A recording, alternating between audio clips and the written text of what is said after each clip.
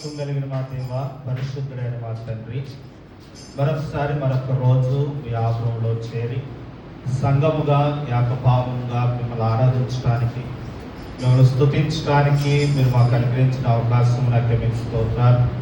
మరి కృత ఆరాధన మీరు అంగీకరించి ఎక్కువగా ఆరాధించగలిగినట్లుగా మా అందరి కుటుంబాల పట్ల మీరు అద్భుత ఆశ్చర్య కార్యాలు మీరు జరిగించి మీరే మహిమ పొందండి. వచ్చిన వారిని బట్టి మీ స్తోత్రాలు. రావాల్సిన బిడ్డలు ఉన్నారు, వారిని త్వరపెట్టి మీరు సిద్ధం చేసి తీసుకురండి.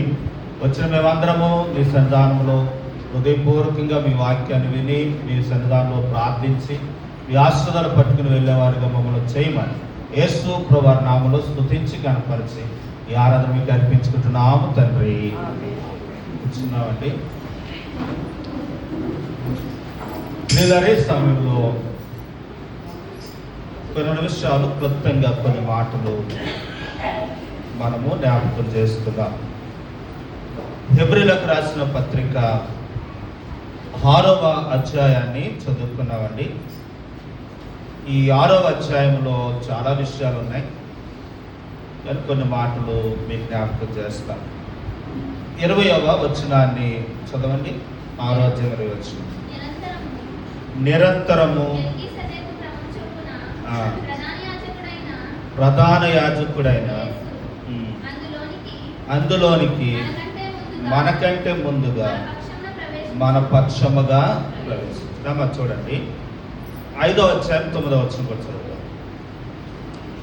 మరియు ఆయన సంపూర్ణ సిద్ధి పొందిన వాడే క్రమములో చేరిన ప్రధాన యాజకుడిని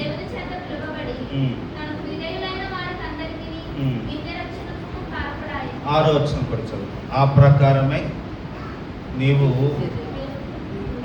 మెల్కీయేసు యొక్క క్రమం చెప్పిన నిరంతరము యాజకుడవై చెప్పు. ఈ మాటలు మీకు వివరిస్తాను. ప్రియులారా, ఇక్కడ మనకి మెల్కీయేసు అనే ఒక వ్యక్తి మనకు కనపడతా ఉన్నారు. ఈయన ఎవరనంటే యాజకుడు. ఏ కాలంలో ఉన్నవాడు అని అంటే అబ్రహాము కాలంలో ఉన్నవాడు. యాజకుడు అనేవారు ఏం చేస్తారంటే దేవునికి మానవుడికి మధ్యవర్తిగా ఉండి పాప క్షమాపణ కలగటానికి ప్రాయశ్చిత్తం చేస్తాడు. ఎవరు? యాజకుడు. కనుక యాజకులు ఎక్కడి నుండి ప్రారంభించబడ్డారు అని అంటే యాజకులు నిర్గమకాండంలో నుండి ఏర్పరచబడ్డారు. మొట్టమొదటి యాజకుడు ఎవరనంటే అహరోను. మరి అబ్రహాము కాలంలో యాజకులు ఎవరు అనంటే అబ్రహాము కాలంలో యాజకులు ఎవరు అనంటే ఆ రోజుల్లో ఎవరు లేరు. ఆ రోజుల్లో ఏం జరిగిందనంటే యాజకుడను దేవుడు నియమించాడట. అబ్రహాం ఒకసారి ఏం జరిగిందనంటే తన తమ్ముడు కొడుకైన లోతు సొదొమ పట్టణంలో ఉంటూ ఉన్నప్పుడు సొదొమ పట్టణమునకు వేరే దేశస్తులు 5 దేశస్తులు ఆ పట్టణం మీదకి వెళ్ళి ఆ పట్టణంలో ఉన్న ఆస్తులు అంతా వెతుకుపోయారండి. ఆ విషయం ఎవరికి తెలిసిందనంటే అబ్రహాముకు తెలిసింది. నా తమ్ముడు ఏమని తెలిసిందంటే సొదొమ పట్టణం ఆస్తిని ఎత్తుకుపోయారన్న విషయం తెలిసింది. ఆ విషయం తెలిసిన రాగానే అబ్రహాం ఏం చేశాడంటే వారింటిలో అలవాటు పరచబడిన 370 మందిని తీసుకొని వెళ్ళి యుద్ధం చేసి వారిని జయించి 500 మందిని 4 దేశస్తులు జయించి ఆస్తిని పట్టుకొచ్చి తిరిగి ఎవరికి ఇచ్చేసాడు అని అంటే సొదొమ వాళ్ళకి ఇచ్చేసాడు. అప్పుడు అబ్రహాం ఇంటికి వస్తూ ఉంటుండగా అప్పుడు వారికి ఎదురయ్యాడట. ఎవరా వ్యక్తి అని అంటే చూడండి, ఆదికాండంలో చూద్దాం. ఆ వ్యక్తి ఎదురై ఆయన ఎవరనంటే యాజకుడట.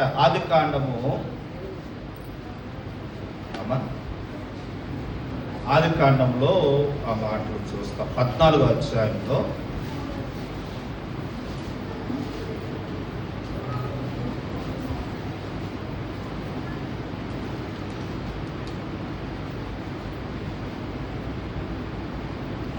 చూడండి. ఆదికాండంలో 14వ అధ్యాయం 18వ వచనం చదువుదాం. సాలేము, ఆయనకి ఇంకో పేరుంది. ఏంటంటే సాలేము రాజు అని పేరుంది. ఆయన చదవరా. రొట్టెను ద్రాక్షారసమును తీసుకుని వచ్చాను. అతడు సర్వోన్నతుడైన దేవునికి ఏమై ఉన్నాడట? యాజకుడు. చదువు. అప్పుడు అతడు అబ్రహామును ఆశీర్వదించెను, ఆకాశమునకును భూమికిని సృష్టికర్తయను దేవుని వలన అబ్రహాం ఆశీర్వదింపబడును గాక అనెను.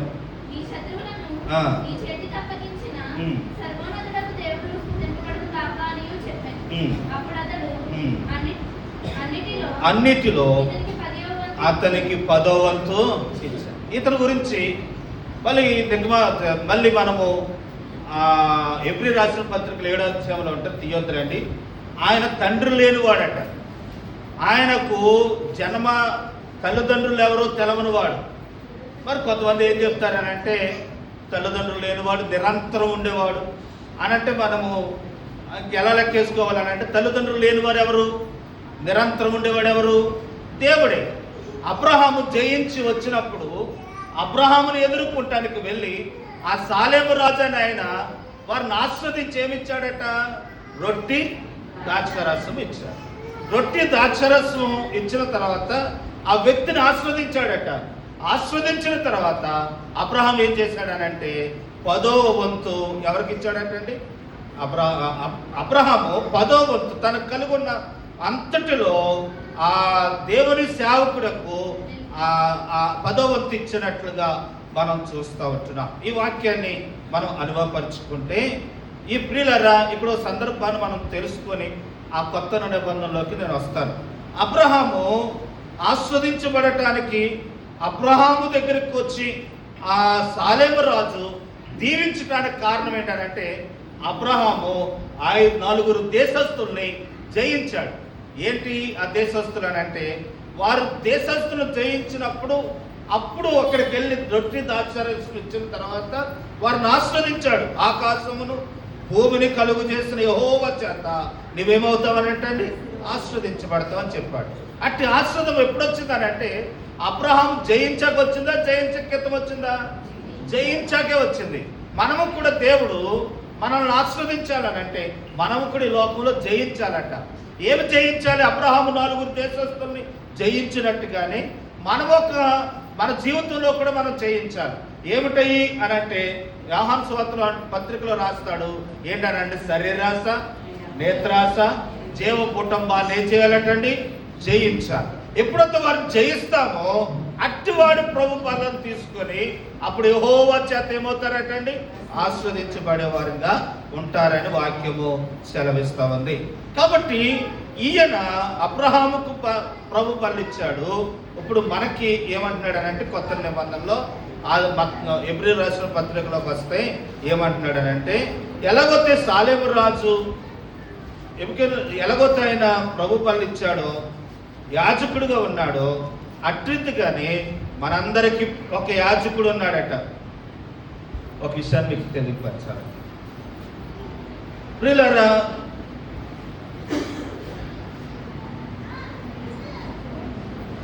ఇలా చూడండి, ఇక్కడ మనకి యాజకుడు కనపడతాడండి.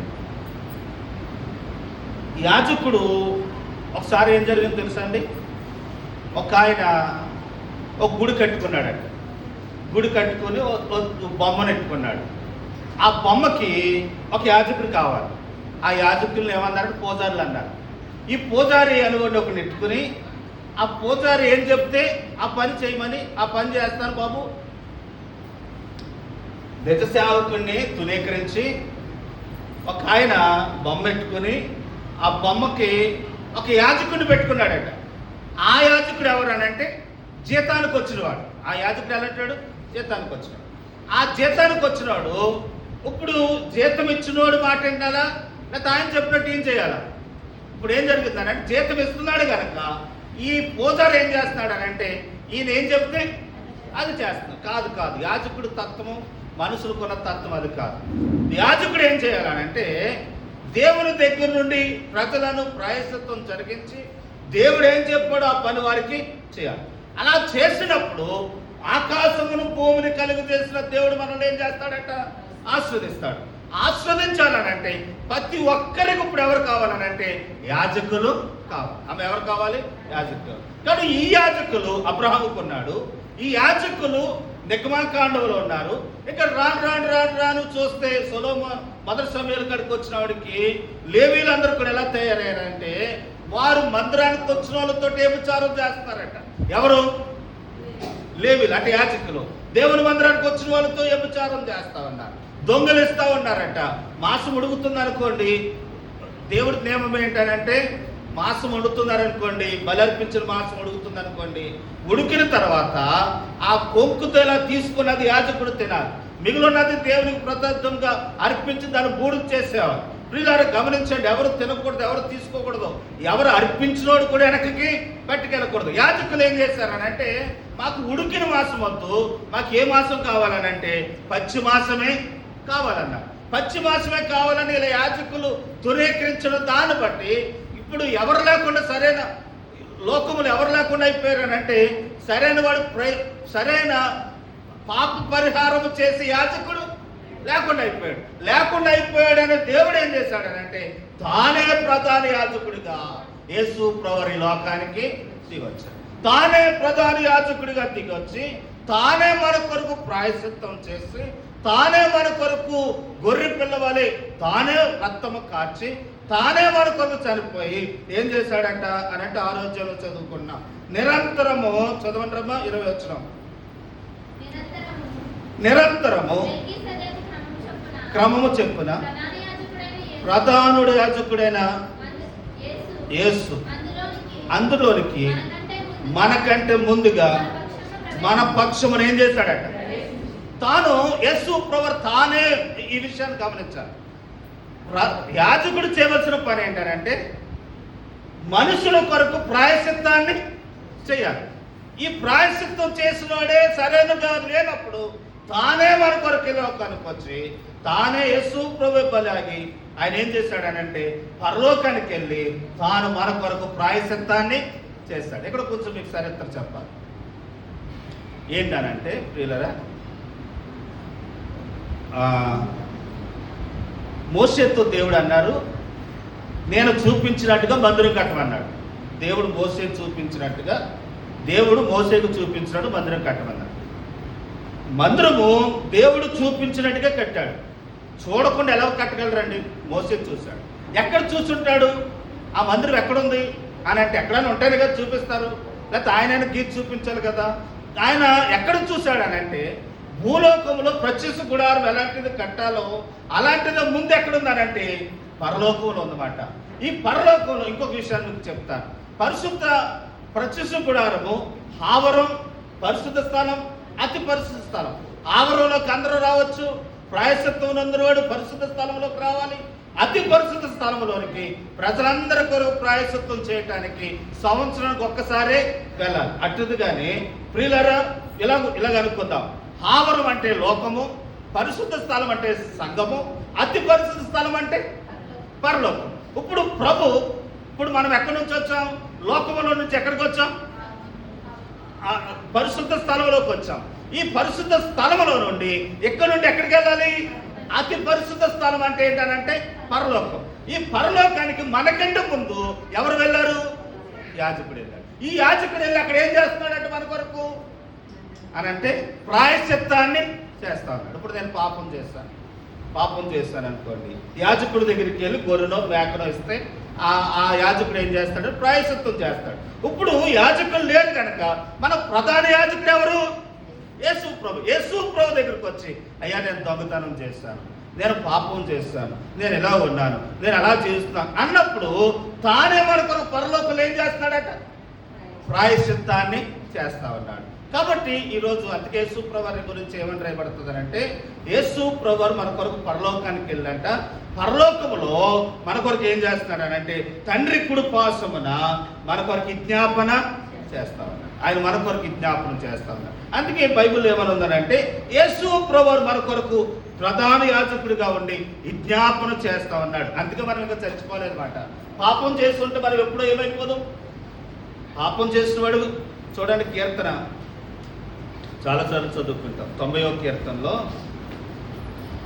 మా దోషములు బట్టి మాకు ప్రతీకారం చేయలేదు. 91 కీర్తనలో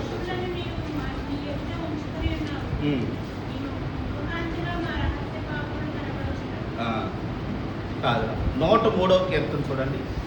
103వ కీర్తనలో మా దోషములు బట్టి నువ్వు మాకు ప్రతీకారము, అది ఆ మాట అమ్మా చదవరమ్మా. కాదు సాధుసిన దగ్గర మన పాపములు బట్టి ఆయన మనకు ప్రతీకారం అంటే శిక్ష వేయలేదు. మన దోషములు బట్టి మనకేమివ్వలేదట. మనం చేసిన పాపాన్ని బట్టి ఏమి అనుభవించాలి? శిక్ష అనుభవించాలి. శిక్ష అనుభవించుకోకుండా ఉంటున్నామనంటే మన కొరకు పరలోకములో యేసు ప్రభు ఏం చేస్తున్నాడు? శిక్ష కొరకు ప్రాయశ్చిత్తము చేస్తాము. కాబట్టి ఇది ఎంతకాలము అని అంటే ప్రభు వచ్చే వరకే. ఆ తర్వాత మళ్ళీ క్షమాపణ మనకు దొరకదు అనే విషయాన్ని మీకు తెలియపరుస్తుంది. అందుకని మాట చేస్తామా? అందుకే పౌలు గారు ఏమంటారనంటే, మీరు స్వతంత్రం గలవారు అని ఎరిగి అందుకని స్వతంత్రతను మీరు నిర్లక్ష్యం చేస్తారా అని అంటాడు. కాబట్టి ప్రియులారా, దేవుడు క్షమిస్తున్నాడు కాదని ఏకదాటిగా అస్తమాలు అలాగే చేస్తే ఏదో ఒక రోజున దేవుడు మనల్ని క్షమించడు అనే విషయాన్ని మీకు తెలియపరుచుకుంటున్నాను. కాబట్టి నేను చెప్పాలనుకున్న విషయం ఏంటంటే, ప్రతి ఒక్క వ్యక్తి కొరకు ప్రాయశ్చిత్తం చేయడానికి ఒక యాజకుడు కావాలి. అమ్మ, ఎవరు కావాలి? ఇప్పుడు అబ్రహాం ఇంటిలో యాజకుడు ఎవరు? సాలేము రాజు. ఇప్పుడు మన ఇంట్లో ఎవరు అని అంటే, మన ఇంటికి ఒక యాజకుడు కావాలి, ప్రార్థన చేసేవాడు కావాలి, విజ్ఞాపన చేసేవాడు కావాలి, కనుక మన కొరకు అంగలార్చేవాడు కావాలి, మన కొరకు మొరపెట్టేవాడు కావాలి. భారము కలిగి చెప్పి వెళ్ళిపోతారండి. మీరు చూడండి, సామెతల గ్రంథంలో చూద్దాం. సామెతల్లో పట్టుకున్నామా ఆ మాట ఏంటంటే, సమూయేలు ఏం చేస్తాడంటే ఒక మేకపిల్లను తీసుకుని వచ్చి ప్రజల ప్రాయశ్చిత్తము కొరకు బలి అర్పించి, మొదటి సమయంలో ఏమని ఉంటుందంటే, యాజకుడు చేయవలసిన పని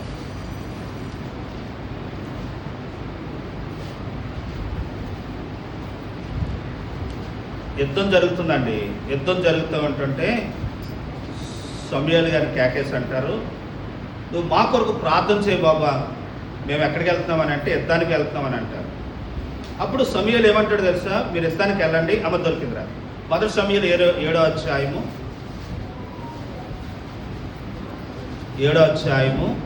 8వ వచనం చదువురమ్మా. ఫిలిష్తీయుల చేతిలో నుండి మనల్ని రక్షించినట్టుగా మా కొరకు ఆయనకు ప్రార్థన చేయటం మానవద్దని సమూయేలు యొద్ద మనవి చేసెను. సమూయేలు పాలు విడిచిన ఒక మేకపిల్లను తెచ్చి యెహోవాకు సౌరభ బలిగా అర్పించి ఇశ్రాయేలుల పక్షముగా యెహోవాను ప్రార్థన చేసెను. యెహోవా అతని ప్రార్థన అంటే చూడండి, చెప్పేసి వెళ్ళిపోయారండి. యాజకుడు ఏం చేయాలి? ప్రార్థన చేయాలి. కాబట్టి నిజమైన యాజకులు అలా చేయాలి. ప్రతి ఒక్కరికి ఒక యాజకుడు కావాలి. ఆయన ప్రధాన యాజకుడు. మరి మన ఇంట్లో ఒక యాజకుడు అంతే అంటున్నాను. నేను అంటున్నది ఏంటంటే, నీవే ఒక యాజకుడికి ఎందుకు ఉండకూడదు? నీ ఇంట్లో నీ పిల్లల కొరకు ప్రాయశ్చిత్తం చేసి యాజకుడికి ఎందుకు ఉండకూడదు? నీవే నీ పిల్లల కొరకు అంగలార్చి యాజకుడికి ఎందుకు ఉండకూడదు? ఇదిగో ఇశ్రాయేలులకు అబ్రహాము దినాలలో యాజకుడు ఎలాగొస్తే ప్రాయశ్చిత్తం చేసే యాజకుడిగా ఉన్నాడో, అట్టిదిగానే మన ఇంటిలో మన పిల్లల కొరకు మనం ఏం చేయాలి? యాజకత్వం చేయాలి. ఎవరు చేశారు అలాగా అని అంటే, ఏబు చేశాడు. చూడండి, చాలా చదువుకున్నాం కదా. ఏబు గ్రంథం 1వ అధ్యాయంలో అరుణోదయమున లేచి తన పిల్లలు పాపము చేశారేమో అని తన పిల్లలందరి కొరకు ఏం చేస్తున్నాడు అని అంటే, ఉదయమనే ప్రార్థన చేస్తా ఉన్నాడట, బలులు అర్పిస్తున్నాడట. అందుకే దేవుడు వారిని వదిలింప చేశాడన్న మాటను మనం చూస్తాం. 5వ వచనం, వారి విందు దినములు పూర్తి కాగా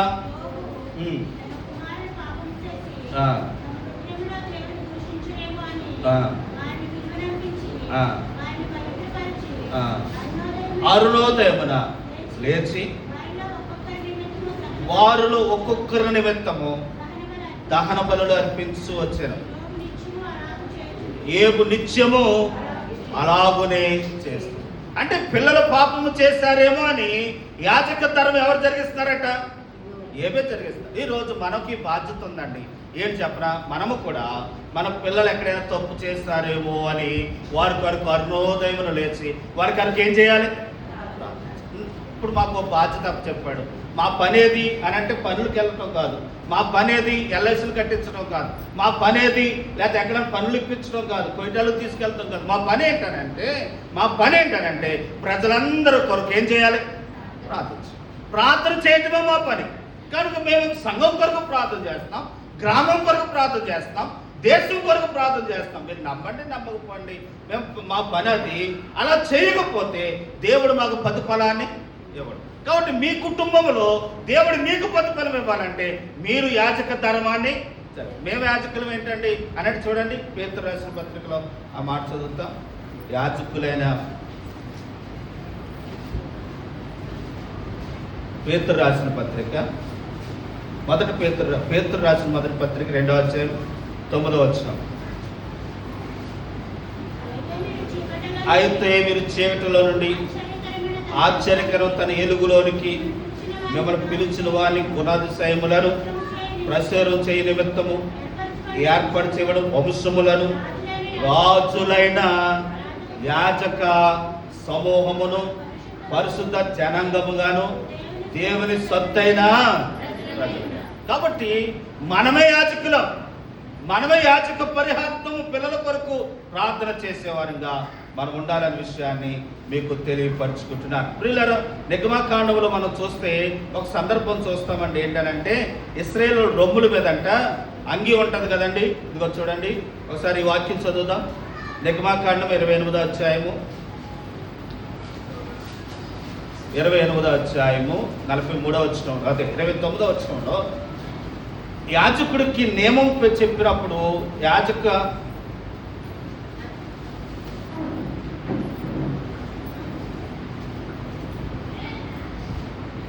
అమ్మ ఎలా చూడండి, యాజకులకి అంగీ వేస్తారు. అంగీ మీద ముందే వాళ్ళు ఆ చొక్కా వేస్తారు. అది వేసిన తర్వాత ఇది పైది వేస్తారండి. ఇది వేసిన తర్వాత ఇక్కడ ఉన్నాయి చూసారా, ఈ బిళ్ళలు ఏంటనంటే 12 గోత్రపు వారి పేర్లు. అదే చదవండి, అక్కడ రాయబడుతుంది. వెళ్ళినప్పుడు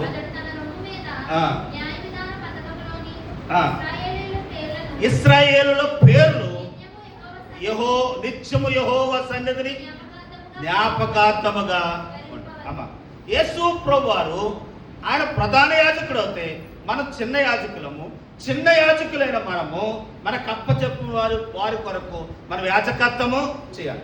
యాజకత్వం చేయవలసి వస్తున్న మన విషయంలో ఇదిగో యాజకుడు యాజకుల వారి ప్రజల పేర్లు గుమ్మల మీద రాసుకున్నట్టుగానే మనందరి కొరకు వారి పేర్లు ఎక్కడ ఉండాలి? మన హృదయంలో ఉండాలి. టక్క చదివేయాలి దేవుని దగ్గర. ఇదిగోండి ఇలా చెప్తాం, వెంకటరాజు గారు, వాళ్ళ ఆవిడ గారు, వారి పిల్లలు వారు ఎక్కడున్నారు? ఇవన్నీ వచ్చేవాళ్ళు వరుస. దానియాలు గారు, వారి ఆవిడ గారు, వాళ్ళ పిల్లలు ఎక్కడున్నారు? ఇదంతా వచ్చేవాళ్ళు. ఇది రాజకాకర్లోదంట. ఎక్కడ పిట్ అయిపోవాలి? హృదయంలో పిట్ అయిపోవాలి. ఈ హృదయంలో పిట్ అయిపోయినా ఈ యాజకుడు మీరందరి కొరకు ఏం చేయాలి? ప్రార్థన. అదే ఏమని అంటే యాజకత్వం అని అంటారు. దేవుడు ఆ పని మాకు అప్పు చెప్పాడు. మీ అందరి కొరకు ప్రార్థన చేయాలి. మీరు మీ కుటుంబం కొరకు ప్రార్థన చేయాలి. మీ కుటుంబంలో ఉన్న వారి పేరు మీకు తెలవాలి. మీ బంధువుల పేర్లు మీకు తెలవాలి. ఎక్కడ రాసుకోవాలి? హృదయంలో రాసుకోవాలి. యాజకులు వారి పేర్లు, ప్రజల పేర్లు అంగీ మీద రాసుకున్నట్టుగానే ఈరోజు మన పేర్లు, మన ఇంట్లో వారి పేర్లు మన హృదయంలో రాసుకునే వారిగా ఉండాలనే విషయాన్ని మీకు తెలియపరుచుకుంటున్నాను. దేవునామను మహిమ కలుగును గాక. చూడండి, నిర్గమకాండంలోనే ఇందాక చదువుమమ్మా ఈ మాటేనా 39వ అధ్యాయము 43వ వచనంలో కూడా వారి పేర్లు ఆ గుమ్మల మీద రాసుకునుడి అని అంటాడు. అంటే మర్చిపోకుండా వారి విషయంలో ప్రార్థన చేయటానికి నిత్యం ఏం చేయాలని ప్రాయశ్చిత్తము చేయాలి. కాబట్టి ప్రియులారా, అలాగూ ప్రార్థన చేసిన వారి కుటుంబాల్లో, యాజకుడు కలిగి ఉన్న వారి కుటుంబాల్లో దేవుడు వారిని కాపాడుతాడు. ఒక మాట చెప్పనండి, జీతగాడు లోదరన్ పాస్టర్ జీతం ఇస్తాడు. ఓకే, 30,000 20,000 అంత ఇస్తాడు. వారు పలానా ఆయన ఆపదలో ఉన్నాడని ప్రార్థన చేయమని చేయడు. ఎందుకని? నెల అయినప్పుడు ఆయనకి ఏమొస్తుంది? చెయ్యండి, చేయకపోండి, ఏదో మందులో చేసేసి వెళ్ళిపోతాడు. కానీ మేము అలా కాదు. మీరు కొయిటే వెళితే అక్కడ మీరు స్థిరపడితే ఏదో రూపాయి వారు పంపుతారేమో అని ఆశతో ఏం చేస్తాం? ప్రార్థన చేస్తాం. మీరు బాగుంటే మేము బాగుంటామని చేస్తాం. అంటే మీరు ఏదో ఇస్తారని కాదు, మా బాధ్యత అది. ఇవ్వండి ఇవ్వకపోండి మా బాధ్యత. ఏంటంటే యాజకుడు తనకు అప్పచెప్పబడిన ప్రజలు బాగుండాలని, వారు మార్పు చెందాలని, వారు ప్రయోజనంగా ఉండాలని, వారికి ఉద్యోగాలు రావాలని, వారు అభివృద్ధి చెందాలని వారి కొరకు యాజకుడు నిత్యం ఏం చేస్తాడనంటే ప్రార్థన చేస్తాడు అనే విషయాన్ని మీకు తెలియజేస్తాను. ఎప్పుడైతే ప్రార్థన చేస్తామో దేవుడు ఆ కుటుంబాన్ని నిత్యము, ఏ ఇంటికొద్ది యాజకుడు ఉంటాడో, ఏ ఇంటికొద్ది ప్రార్థన చేసేవారు ఉంటారో, ఏ ఇంటికొద్ది మొరపెట్టేవారు ఉంటారో వారి ఇంటిని దేవుడు నిత్యం ఏం చేస్తాడో తెలుసా అండి? కాపాడుతాడట. చూడండి, మనం చూపిద్దాం అనుకున్నాను ఈ సందర్భం. చూడండి, ఎప్పుడైతే యాజకుడు ప్రార్థన చేస్తూ ఉంటాడో, అంగలారుస్తూ ఉంటాడో, ఆ ఇంటికంట ఆ ప్రార్థనే కాపుదలగా ఉంటుంది. ఆ కాపుదలకు నా ప్రార్థన ప్రియులారా, దెయ్యం రానివ్వండి, దెయ్యం శక్తులు రానివ్వండి, లేకపోతే తేళ్లు రానివ్వండి, పాములు రానివ్వండి, లేకపోతే ప్రియులారా దెయ్యాలు రానివ్వండి, సాతానుగాడు రానివ్వండి, వాటన్నిటినీ ఆ దేవుడే వారి పక్షంగా ఉండి వారికి సహాయాన్ని చేస్తారు. ఎప్పుడు అనంటే వారి పక్షంగా ఒకరు ఏం చేయాలి? ప్రార్థన చేసేవారు. నేను మాటిస్తున్నాను వేదిక మీదండి, ధైర్యంగా చెప్తున్నాను, మీకు దేవుని ఎదురు చెప్తున్నా, మేము మీ కొరకు ప్రార్థన చేస్తా ఉన్నాం. మాకు అప్పచెప్పిన పని అది. కాబట్టి మీరు బాగుండాలని, మీరు అభివృద్ధి చెందాలని, మీరు ప్రయోజనంగా ఉండాలని మీ కొరకు ప్రార్థన చేస్తున్నాం అనే విషయాన్ని మీకు తెలియపరుచుకుంటున్నాను. ప్రియులారా, చూడండి, ఒక సందర్భాన్ని మీకు చెప్పాలని అనుకుంటున్నాను. ఒక తల్లి ఉందండి, మొదటి సమయాలు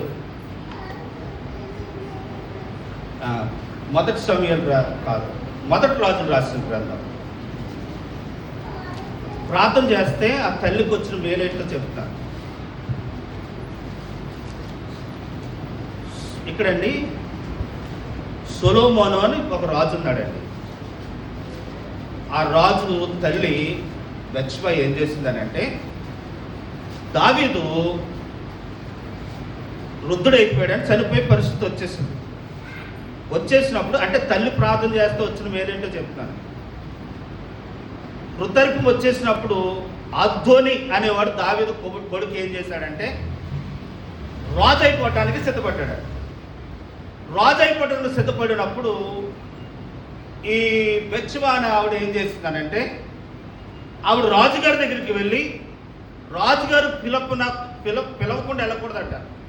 రాజుగారు పిలవకుండా వెళ్ళి రాజుగారి కాళ్ళ మీద పడి, నా కొడుకుని రాజుగా చేస్తానన్నావు కదా, మరి అదిగో ఆద్దోని అనేవాడు రాజు అయ్యాడు, మరి దాని పరిస్థితి ఏంటి మరి చెప్పంటే, అప్పుడు వెంటనే రాజు ఏం చేశాడనంటే సొలొమోను రాజుగా చేశాడు. చూడండి, రాజుగా చేయటం బట్టి ఈ మాట చదివిన తర్వాత ఆ సందర్భం చెప్తాను. రాజులు రాసిన గ్రంథం 2వ అధ్యాయము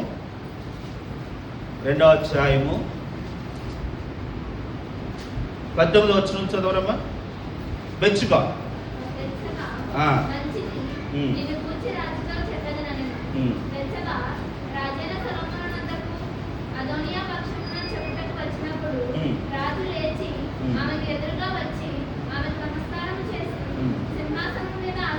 సింహాసనం మీద ఆసీనుడైన తన తల్లి కొరకు శాసనం ఒకటి వేయింపగా ఆమె అతని కుడి పక్కన ఎక్కడ కూర్చుందంట? ఎవరు? సొలొమోను తల్లి ఎక్కడ కూర్చుందంట? రాజుగారు కుడి పక్కన సింహాసనం మీద. ఎందుకు కూర్చోబెట్టుకున్నాడు అంటే చూడండి, ఒకటి వచ్చారు. ఎందుకు కూర్చోబెట్టుకున్నాడు? ఆమెను అలా కూర్చోబెట్టుకోవడానికి కారణం ఏంటి అని అంటే, ప్రియులారా, ఆద్దోని అనేవాడు చూడండి గర్విష్ఠుడే. 5వ వచనం, మొదటి అధ్యాయం 5వ వచనం.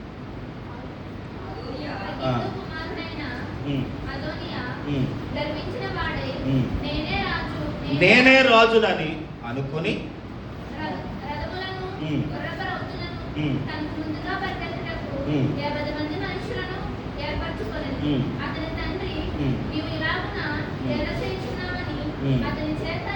ఏడవ వచనం కూడా చదివారమ్మా పాప.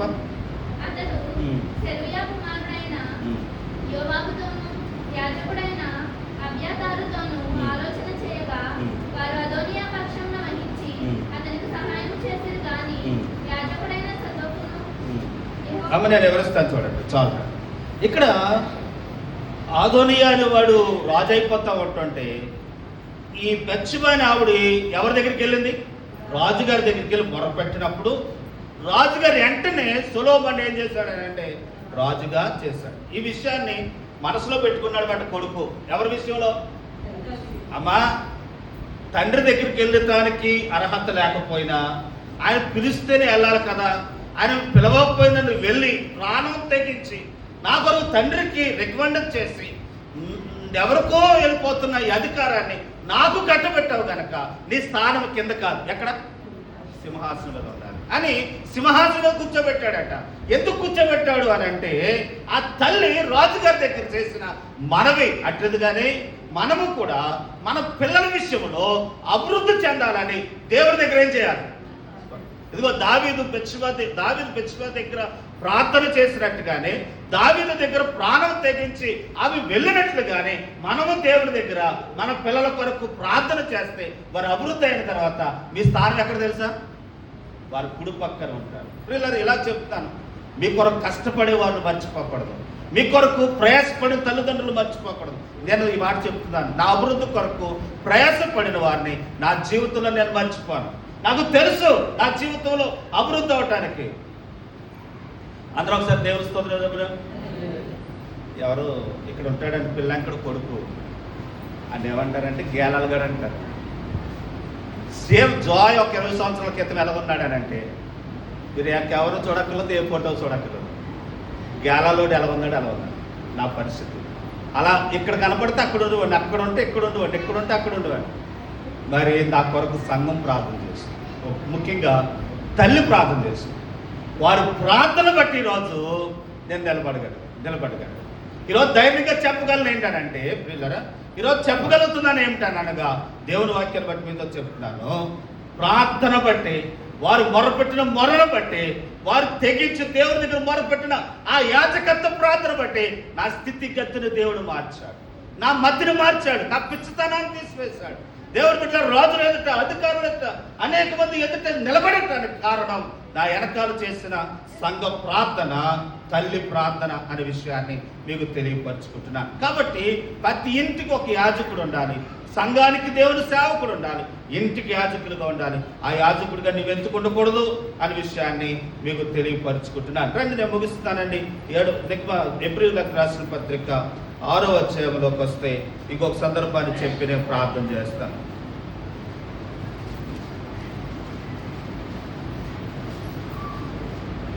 ఏడవ వచనం, ఇట్లనగా భూమి తన మీద తరచుగా ఉరి వర్షము తాగి ఎవరి కొరకు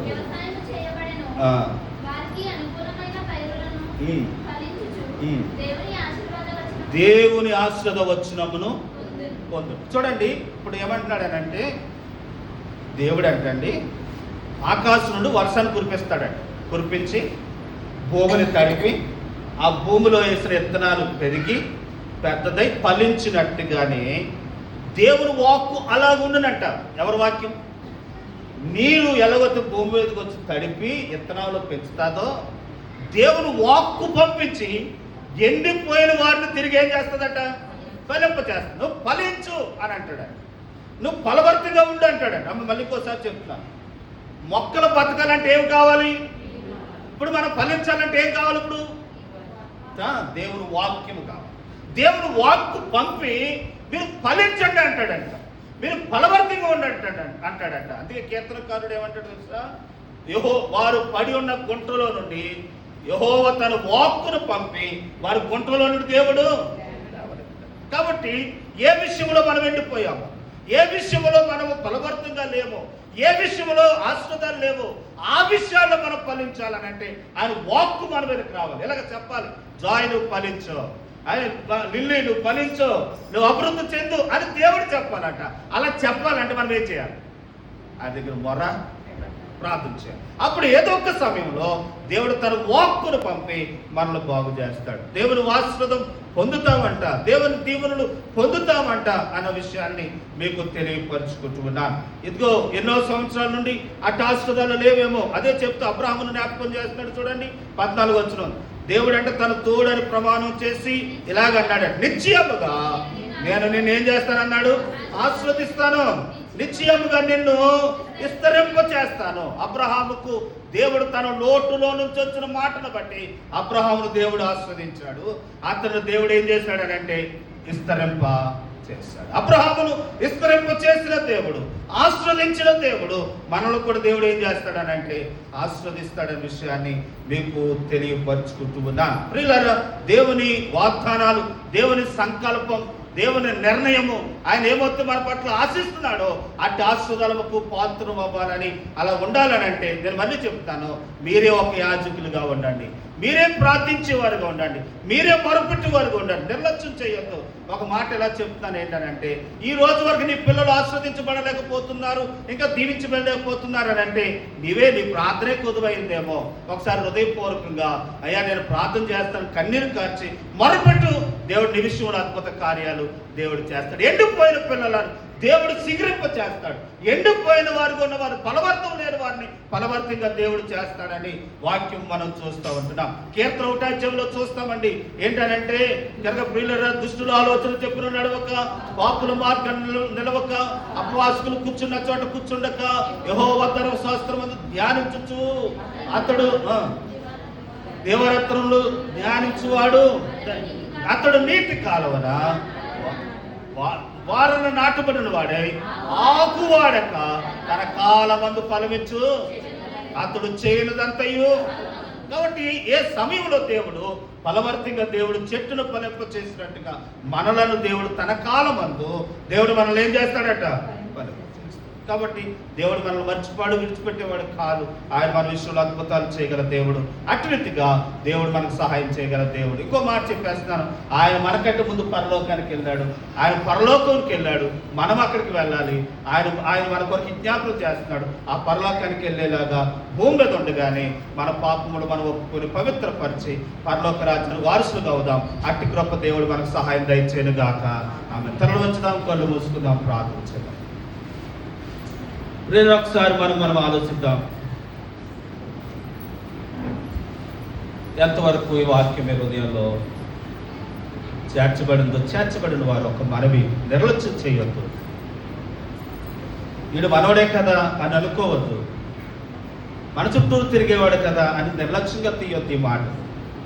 ఇదిగో నీ జీవితాన్ని ఆస్వాదకరంగా చేసే మాటలు. ఇదిగో ఇలాగే ఉంటే కనుక రోజులు వెళ్ళిపోతా ఉన్నాయి, ఫలవర్తం లేకుండా అయిపోతా ఉన్నాయి, అభివృద్ధి లేకుండా అయిపోతా ఉన్నాం. ఎన్ని సంవత్సరాల నుండి మన మీద రోజులు వెళ్ళిపోతున్నాయి కానీ ఆ పనులు అలాగే ఆగిపోతా ఉన్నాయి. రోజు ప్రభు చెప్తా ఉన్నాడు, తన వాక్కును పంపుతాడండి. అది మనసులో బాధ కావచ్చు, శారీరక బాధ కావచ్చు, కుటుంబంలో అక్కర కావచ్చు, సమస్యలు కావచ్చు, ఏదైనా ఆయన చేయగల దేవుడు. ఇదిగో మన ప్రధాన యాజకుడు మన కొరకు పాప క్షమాపణ కలిగించాడు. ఆయన మన కొరకు సిలువైపడి రక్తముగా చనిపోయి 3వ దినానికి తిరిగి లేచాడు, పరలోకానికి ఎక్కువ వెళ్ళాడు. పరలోకంలో తండ్రి కుడి పార్శ్వన నుండి మన కొరకు జ్ఞాపకం చేస్తా ఉన్నాడు. మన పాపులమని మనం శిక్షించక మనం క్షమిస్తూ ఉన్నాడు, పాప పరిహార్థం చేస్తూ ఉన్నాడు. కాబట్టి ఈ రోజు వరకు సజీవులుగా ఉన్నాం. రెండవదిగా మనం చూస్తూ ఉన్నాం ఏంటనగా, ప్రియులారా, ప్రభు ప్రధాన యాజకుడు ఉన్నాడు, మనం యాజక సమూహమై ఉన్నాం. మనం మన ఇంటికి యాజకులుగా ఉన్నాం. ఇదిగో నీ ఇంటి కొరకు నీవే యాజకుడు, నీ ఇంటికి నీవే యాజకురాలు. ప్రార్థన చేస్తే నీ పిల్లలు అభివృద్ధి అవుతాయి. వారు కుడి పక్కన ఉంటావు, దేవుడిని వాళ్ళు కుడి పక్కన కూర్చోబెట్టుకుంటారు. అలా కూర్చోబెట్టుకోవాలని అంటే ఇప్పటి నుంచి వరకు ప్రార్థన చేయాలి. అంగలార్చలయ్యా, నా బిడ్డల విషయంలో ఈ కార్యం చేయండి అయ్యా, నా బిడ్డల విషయాల్లో సహాయపడండి ప్రభాని. కన్నీరు కారిస్తే దేవుడి దగ్గర మొర పెడితే దేవుడు తన వాక్కును పంపి మనల్ని విస్తరింప చేస్తాడు. ఆయన మనకు సహాయం చేస్తాడు, మనల్ని ఆదుకునేవాడుగా ఉంటాడు, మనల్ని రక్షించేవాడుగా ఉంటాడు. తన కృప మనకు తోడుగా ఉంచుతాడు అనే విషయాన్ని మీకు తెలియపరుచుకుంటున్నాను. అటుగా దేవుడు మనకు సహాయం చేసేలాగా దేవుడు సహాయం కలుగుతాడు. సాదే సునీత గారు ప్రార్థన చేస్తారు, వారు ప్రార్థనతో మనం వైపు వెళ్తాం.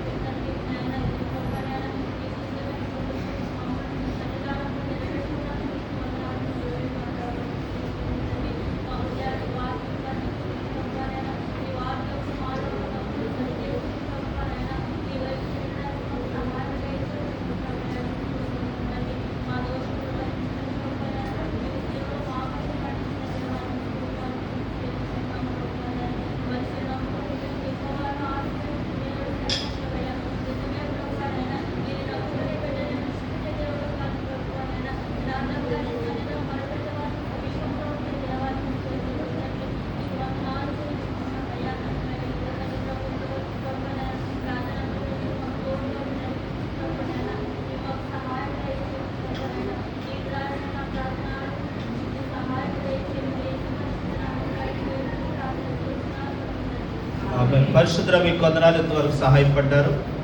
దేవా, వచ్చి ప్రార్థించి వెళుతున్న ప్రతి వారి కుటుంబాల్లో మీరు ఆశీర్వాదాలు మీరు దయచేయండి.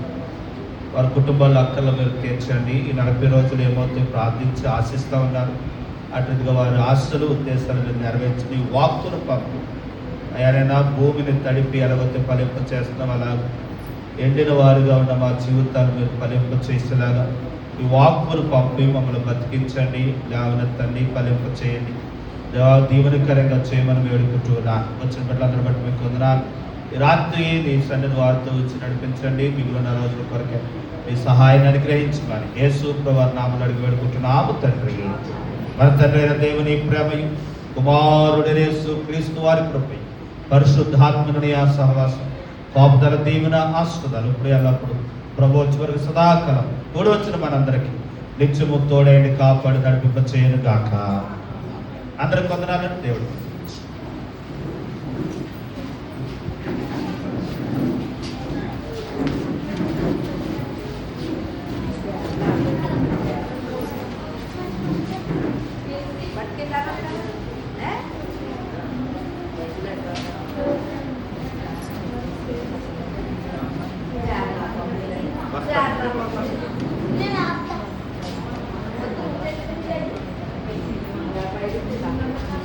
సరే వస్తాను.